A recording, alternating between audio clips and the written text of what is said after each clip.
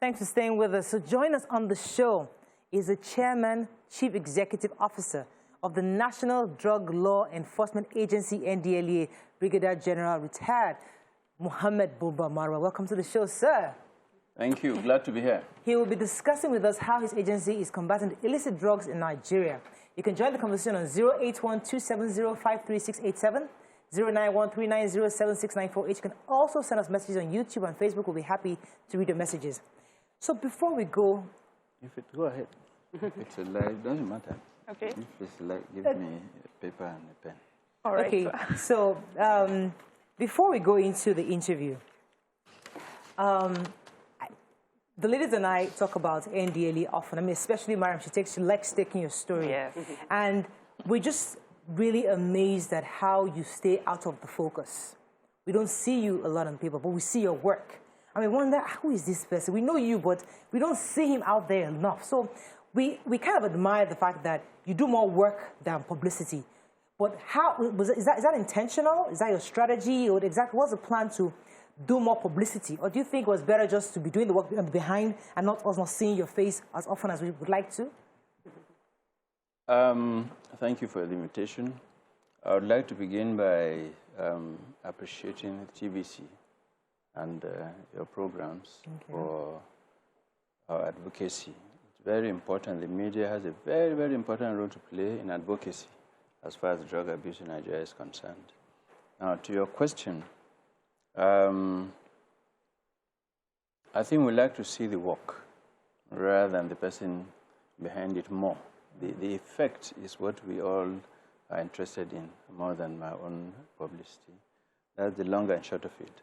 It's my style, and we have our strategies in place for getting the job done. I think that's it. Okay. Yeah.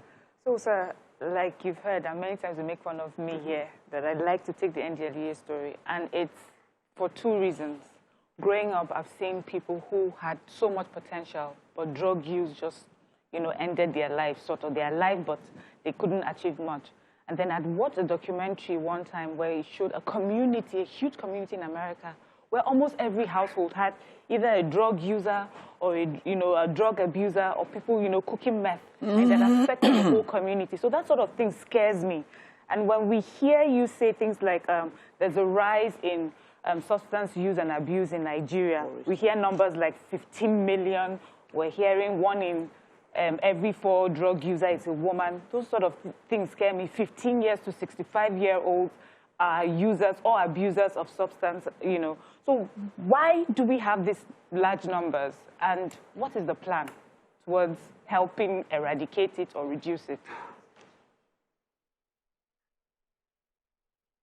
The statistics are very worrisome, as you have said. You may recall that the president set up a presidential advisory committee for the elimination of drug abuse a few years back to bring out solutions to this problem. Why did he do this? Because he recognized that we have serious issues in this country. Our kids, youths, families, communities, indeed the whole society. There is no community in Nigeria today that there's no drug abuse problem. It's everywhere. In addition to that, it propels criminal activities. The Boko Haram insurgents, the bandits, terrorists, all of them use drugs. We have empirical evidence of this. Our troops that are fighting in the front against these criminals report that once they seize a camp, drugs, remnants, packets, it's everywhere. For this reason, we have to deal with it. Now, from the UN survey of 2018, the figure of 15 million is conservative. It's actually slightly more, because when you say 14.3 million Nigerians between the ages of 15 and 64 are using drugs, what about those before? Because now kids use drugs from primary school, kids, primary school, secondary school. These are the ages, and 65 and above. What about them also? If you factor them in, you'll be approaching something higher than even the 15 million. But when you say 15 million are using drugs in Nigeria, it means 185 million are not. So prevention is really the key. That's the first focus, prevention. Through advocacy, prevention. Family, community, our clergy, traditional institutions, the media, the NGOs. These are very important legs. All right, let me go on a quick break. When we come back, we're going to dig further because we want us to take a deep dive into how parents understand what is really at stake. Because some people just hear drugs, illicit drugs, but we don't understand what exactly it means. When we come back, we'll go further. Stay with us. We'll be right back.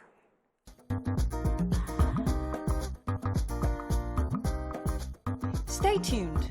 Your View will be right back. Thank you for staying with us. So we're moving quickly to talk right now. Yes, so one of the things that has seemingly promoted drugs everywhere is the use by our celebrities. We see a lot of people within the entertainment industry. Because the highest drug intake in Nigeria, according to what research is showing, cannabis. And it is obvious that many of our celebrities use it openly. What is the NDLEA doing to partner with these celebrities, these people in the entertainment industry, to help them understand the impact of their abuse and their use in such open way, so that maybe we can change the narrative on how it is perceived? Because there was a story that came on Instagram, and I'll keep it short, where a celebrity, very notable, popular celebrity, said, everybody in Nigeria smokes, so why are we banning it? We are being hypocritical. And that statement was not addressed in the way it should be. How is the NDLEA trying to deal with these people who have capacity to influence millions at the same time? They are role models, is it not? Yeah. And our youth learn from these people. And when they do things, the youth copy. They feel that's the right thing to do. We're engaging them.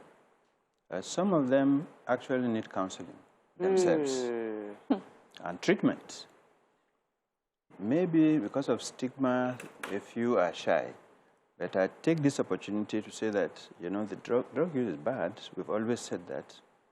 Ultimately, it kills. It's against the individual health, especially these role models that our youths learn and copy what they are doing. They keep away from drugs. That said, whoever is trafficking in it, not using now, but trafficking, whoever he is, will get him in Nigeria. We don't agree to that, we don't support that, and we will arrest, seize, and prosecute. That's as far as that's concerned. But use, we will help them.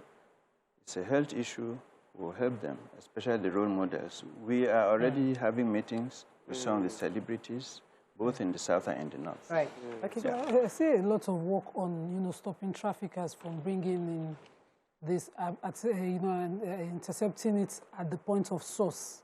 But there's still this popular use. In fact, a report said more use of cannabis in the southwest. I was standing at a public place, and I turned, and 6 boys were openly in the afternoon, just by the court at TBS, obviously smoking. So this is almost like an accepted thing. But it wasn't the norm. So I believe that educating people about the dangers to health and, the entire body, mentally, of a person, that's doing advocacy on how the use destroys a person's entire system is the way to go. I've always said it here that NDLEA is doing so much work intercepting, but let us start to see clips that we used, the sort of clips we used to see as children, where something will scare you completely, that I never want to end up like this person, so I would never touch it. What kind of, do you agree? What's your, what effort are you making? Absolutely. In the past, the seizures, arrests, law enforcement has personified the work of the NDLEA, but not anymore. We have revitalized the Drug Demand Rehabilitation Directorate, and now prevention, as I said, is better than cure. So we are facing prevention through advocacy, first from the family. Very important. This year, the President launched the war against drug abuse in June, on June 26th. And the focus is advocacy, preventive. Families have to be very clear about their responsibilities. Parenting. Parents must set the tone and example. When you send your kids to buy cannabis across the street, what lesson are you teaching him? One day he's going to say, let me just try this thing small, that my mom is always to see what it is. And from there, he could get hooked. So parenting. And children, parents should take very good care to the best of their ability, show love to the children, commitment, feed them well, look after the children, and keep an eye on the behavior of your kids to see, is there any change in the eye color, and so on and so forth. Now, that's as far as that's concerned. The clergy have a very important role to play. In Nigeria, we respect our clergy. This advocacy is critical. The traditional institution, community leaders, and educational institutions. Okay, I need to ask you, because, I mean, there are like so many questions I want to ask you. So many. I'll probably ask two in one. Number one, the cabal. How do you find these guys? I mean, these are the big guys. It's easy to find the guys, the young guys on the street. But the real traffickers, those who are the cabal, what are we doing? Do we know where they are? I mean, what is NDLEA doing for us to find those, number one? Number two, can you help us understand, or parents who are watching you today, I want them to hear from you exactly what you have seen. I mean, I'm seeing Dudu soon, somebody unwrapping it. I mean, it's soap. But what are the techniques or the, how does the parent know or suspect that these cookies my son is eating or this drink, you know, what do they look at? What have you seen to help a parent understand that? How do you begin to suspect that your child may be using these illicit drugs? Thank you. First about the cabals. Now, the cabals, these are cartels, basically, organizations that are layered. The head of a narcotic organization insulates himself through several layers. So it calls for intelligence work, which we are doing. Our men are professional. We've been working. This year, we've got 6 barons so far, which by any standard is reasonable, from 9,000 arrests. We have to arrest the small guys first. That's right, and clear the streets of drugs. So it's ongoing, it's intelligence-based, it's like a jigsaw puzzle, but we're at it, and we're getting there. Now, the issue of parents. As I said, parents have to take great care to determine this is your child, right from childhood, he grows up. How many parents watch out for any signs and symbols from the kids? How many parents watch out for the friends? What are the friends? What are the hours that the children keep? Are there any changes now? The color of the eyes? Are there some strong perfumes that the child uses now? Maybe he's trying to hide something. Do you go into the room of the kids after he's out to check if there's any paraphernalia? We've had interaction with parents who say that they don't go to bed until the child comes back. And every night they are waiting to hear bad news. Did the child have an accident? Or was he killed somewhere because of drug use? But in conclusion, I would like to say that the NDLEA is ferociously moving in the direction of supporting parents and society in Nigeria, as far as this is concerned. All right, sir. There are some things recently in the papers concerning how you're proposing to fight this. You have mentioned drug testing for intending couples. You've mentioned compulsory drug tests for government appointees, security agents, students of tertiary institutions. And of course, you know now, Nigerians like, my human rights? How would you, first of all, how would testing intending couples prevent this or stop this? And who is going to give, which government appointee is going to allow himself to be drug tested? Who will give you the mandate or the authority to test, you know, a government appointee? What is really, how would this work? How will this work out? It's really not complicated. It's not mandatory at this point, but I know there's a bill for drug tests that already is in process by the House Committee on Narcotics. That's already in the pipeline. It's really, as I said, not complicated. Already there's a state government, Kano State. You can't get appointed into public office without first being negative. You won't run for office until you are negative. Because public service, this is the largest, this is where you have the largest impact on society. So let me interrupt you a bit. How it will work out is, I'm saying, I know you're going to test me. We hear people who drink water or whatever, flush it out, do the testing, get into government office, intending couples understand that, okay, there's a day for testing. So how would it work?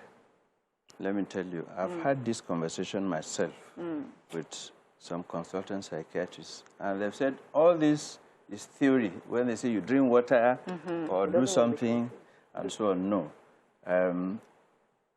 Recently, we admitted into our academy for training. Yes. And we know that some of the candidates, they will buy somebody else's urine and tie it in a small leather pouch, you know.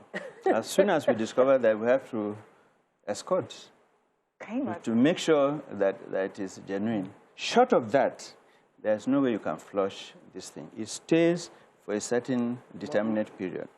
Now, the issue of marriage. HIV, do we test it or not? Yes, we do. But there's no law. There's really no law to it.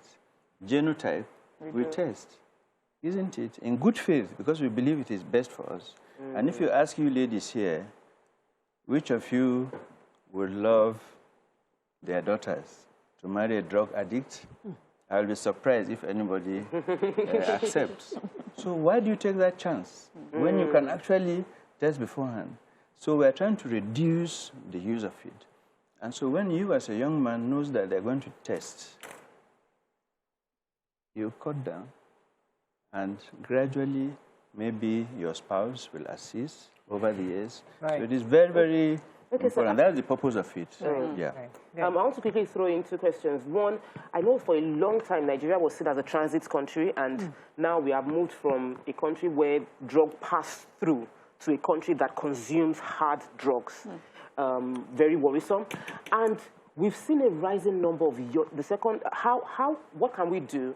What's the NDLEA doing to one, prevent the inflow of drugs, and how can we stem the rate of increase in the consumption level of hard drugs, as not just the cannabis, but the heroin, the cocaine, and all the other synthesized drugs?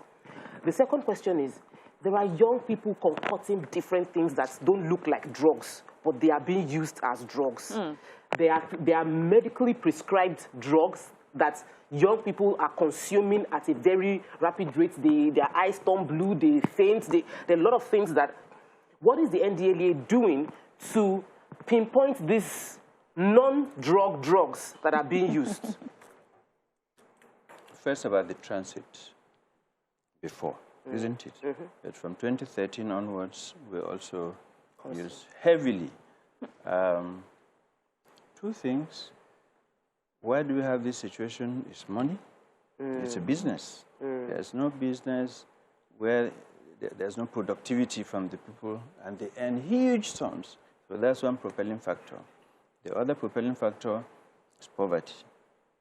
In addition to family issues, frustration, lack of education, peer pressure, let me try this thing today and see what it's like. All those ones are there, but the main thing is poverty, which the president is fully aware of. That's why he launched the 100 million Nigerians over 10 years to be lifted from poverty. So this is a very key element, preventive. And always we continue to say, as I've said earlier, the preventive aspect is the area that we have to face. Now, if you have 50 million Nigerians here that use drugs and you are trying to support them, but you leave the 185 here, more will be coming. So you have to face this seriously. That is, those who are not yet using through advocacy and so on and so forth. The category of drugs that you mentioned are called the new psychoactive substances, which are not in the Act. They are not in the NDLEA Act. Happily, the Act is being reviewed in the National Assembly now, and this has been taken care of. It's part of it, and will have to be part of our advocacy. That said, you would recall recently we had seizures of cookies, cakes, you know, with drugs embedded in it. And what is more, they are even supplied through the internet. So you stay in your homes, and this thing, you order and it comes. We are going after these cartels, and we are breaking them, as you have seen. Surprisingly, even a doctor, medical doctor, was arrested in Benin the other day, selling this type of thing, a doctor with all the hypocritical... But linking that to the fact that there's an international campaign for cannabis, saying that some of, at a certain degree, it's good, it can help with health, especially to relieve pain. So that argument also is thrown out there that, listen, why are we making cannabis illegal? Why can't we legalize it within our shores and then regulate its use? I mean, do you buy that argument, or do you think it still doesn't have enough? Absolutely not. Absolutely not. First of all, when 10.6 million Nigerians, 10.6 million, that's more than the populations of Lesotho, Swaziland, Mozambique, Gambia, several countries, all just taking cannabis in Nigeria. Anything that will suggest that we should legitimize such a harmful drug, we don't support it in NDLEA. The Commission on Narcotic Drugs did vote in December 2020, 27 to 25 with one abstention, to remove it from Schedule 4. But it's still under Schedule 1 of the 1961 Convention, and the WHO representative at that meeting confirmed that cannabis is still a drug that causes brain disorder. It causes psychosis. This is somebody smoking, he's hearing things, voices, his head is not straight. How would you make it legitimate? We don't support it. We will never support it. Okay. And there is no scientific study that proves those healing qualities that are claimed. Very important. Okay. Nima, let me hold you for a second. I'm sorry. Let me take Prophet Kennedy and hold him for a while. Prophet Kennedy, are you there? And I'll come to Nima. Hello, sir. Listening Hello? to the TV. Go ahead, Nima. Murayo. Oh, yes, sir. Go ahead. You're live. Murayo. Yes, sir. You're live. My name is Prophet Kennedy. Yes, sir. Hirosimi JP. Yes. I'm calling from Ajegule. I'm a fan of your program. Thank you, sir. I really recommend my general. It's my brother. When he was the head of state in Lagos State, as a governor of Lagos State, he's very close to us in Ajegule for his good work he has done during the Operation Sweep. I hope you can remember me. I'm the junior brother of Vale Ayetoru in Ajegule. I do remember. My brother, General. Go ahead. Can you remember General I can. Buba? Oh, my God. Yes, go ahead. Oh, we lost that call. Well, obviously, you are still loved in the neighborhoods you touched in Lagos. Yes, go ahead. Okay, so 10.6 for me is still huge. And I think that a radical campaign against the dangers of the use should be out there in skits, on billboards, everywhere.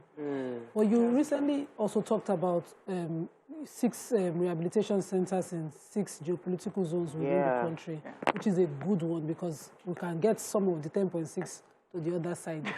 So how exactly is this going to work? What's the plan of the launch, and how effective do you think it will be eventually? Thank you. First of all, on the youth, just to drive home this point, we want to encourage the creation of war against drug abuse, drug-free clubs, secondary schools and tertiary institutions. And very soon we are arranging a meeting with the Committee of Vice Chancellors so that we can put together some arrangement. This thing is getting completely out of hand with the youths, and we have to deal with it. There are so far 31 in the whole country, 31 rehabilitation centers, which is still very, very few. So even the 6 is small, but it is something, one step at a time. And eventually, how it works is the NDLEA were always the first point of contact. When we make arrests and seizures, we don't throw everybody to jail. We determine, based on certain parameters, first offenders, the quantity of what was seized. Are you just starting? Maybe you need counseling. We don't want to send you to jail yet, unless if you are repeating and you are selling. That's where we put more attention. So we have 25 such counseling centers in the country. The 6 will be actually rehab centers, which will be run between us and the Federal Ministry of Health. They are also doing their best. Yeah. They intend to put 1 more rehab center per state. We hope that this comes soon. We have to wrap up, obviously. I mean, you have to go. But we just look at you in admiration because a lot of us criticize the government for many things. And arguably so. I mean, we understand that there are things the government doesn't do. But when we see NDLEA, we think, is this a Nigerian institution? I mean, do they work for the same? Do they report to the same leadership? Do they work with the same boss? Do they report to the same president? And do they, so could you just give us in 10 seconds how yours is different? Why we see so many results? What is it that you're doing differently from others? Thank you very much. All praises go to the Almighty God. I must first recognize the passion of the president. That has to be the beginning, because our leaders don't often look in the direction of such things like drug abuse, drug abusers, addicts. They consider them dregs of the society. This is all their fault. Just throw them away and so on and so forth. But not the president, because he said the committee, isn't it? The PASIDA, Presidential Advisory Committee, that shows the passion, and he has been very encouraging and supportive.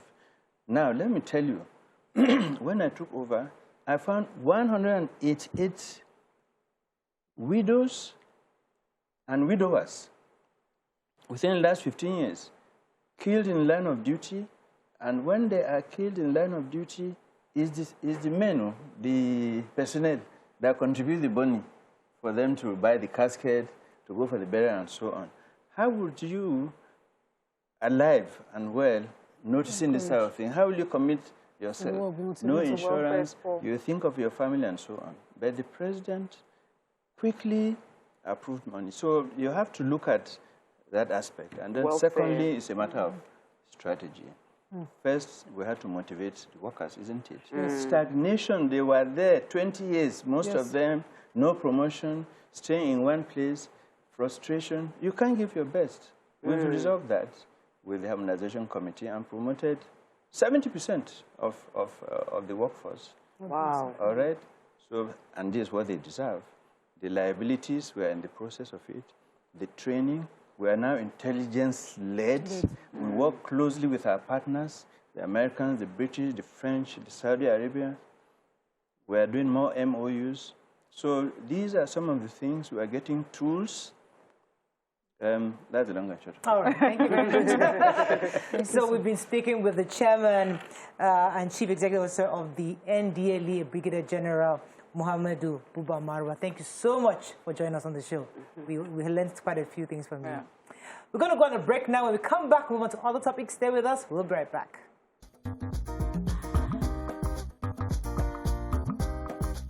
Stay tuned.